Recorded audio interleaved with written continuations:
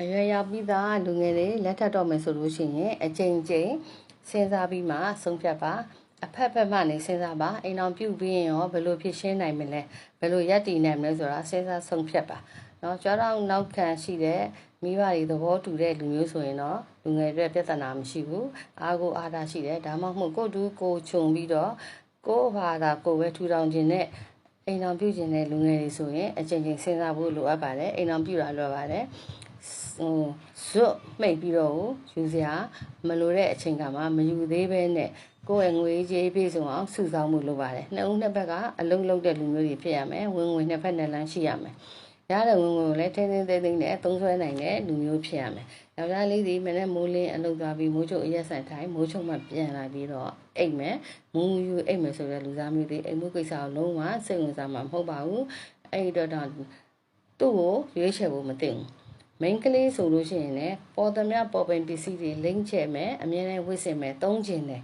အပေါင်းအသင်းတွေနဲ့သွားမယ်လာမယ်စားမယ်ဖော်ရှိုးလုပ်ရှင်တယ်ဆိုတော့မိန်းကလေးမျိုးဆိုရင်လည်းမရွေးချယ်သင့်ပါဘူးเนาะယောက်ျားလေးမိန်းကလေးနှစ်ဦးနှစ်ဖက်ကဒီလိုမျိုးတွေကိုရွေးချယ်မယ်ဆိုလို့ရှိရင်အိမ်မှာငွေဖြုံးတဲ့လူတွေပဲဖြစ်တယ်เนาะအိမ်မှာတာယာမှုကိုလုံးဝမရှိဘူးမရွေးခင်မှာ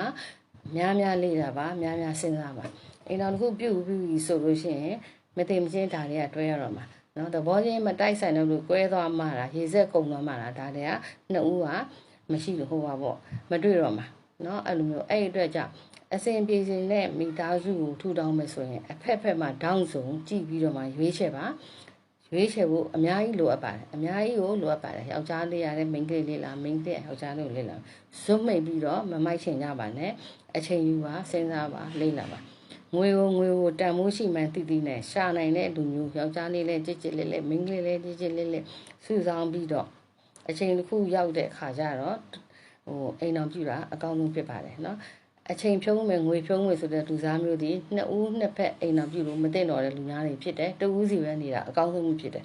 နှစ်ဦးနေလိုက်ရင်ရောင်သူဖြစ်မှာပဲပြဿနာတက်မှာပဲမကြခင်ကွဲမယ်เนาะအဲ့လိုမျိုးတွေဖြစ်တတ်တဲ့အတွက်ကြောင့်အများကြီးအချိန်ယူပြီးစဉ်းစားပါ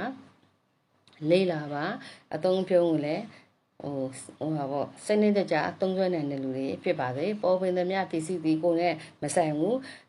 မချမ်းသာသေးတဲ့အချိန်ခါမှာကိုနဲ့မဆိုင်ဘူးဆိုပဲသဘောထားပြီးတော့အလုပ်ဖြစ်အောင်သုံးဖြစ်အောင်ပဲပစ္စည်းတွေရှိဖို့ပဲလိုအပ်ပါတယ်ကြာနာပတ်စံရှိဖို့ပဲအရေးကြီးတယ်နော်အိမ်တော်ပြုတ်ပြီးပြီဆိုရင်လည်းတာသမီတို့နှစ်နှစ်နဲ့သုံးနှစ်ကြားမှာမယူပါနဲ့နော်လောကကြီးကိုခေါ်ဆောင်မဲ့ကလေးတွေဒီမပြည့်မစုံနဲ့ဖြစ်ပြီးဆိုရင်တနာဖို့အင်မတန်ကောင်းပါတယ်လူကြီးတွေအစင်မပြည့်ရင်ကလေးတွေကမြေစာပင်ဖြစ်သွားနိုင်ပါတယ်အိမ်တော်လက်ကြရင်တုံးနဲ့တူခန့်ရန်ဒေါသတွေကဖြစ်ကြမှာဖြစ်တဲ့အတွက်ကြောင့်အားလုံး